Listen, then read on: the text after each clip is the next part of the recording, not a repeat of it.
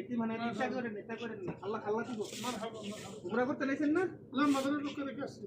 mother সব থেকে কোনো লোক আয় না আমরা উমরা করতে থেকে বিদেশে বাড়তিটা করেন না আমরা দেখে কইছি অন্য কেউ ইয়া করব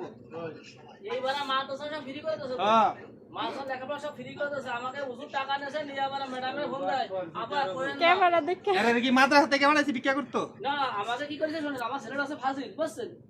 এক মিনিট এক ছেলে জম্মের ফাজিল তারপরে হলো অসুস্থ ও বিভিন্ন জায়গার রোগ বুঝুর রে কয় কি ধরে ভিডিও করে না কেমন এই শুনে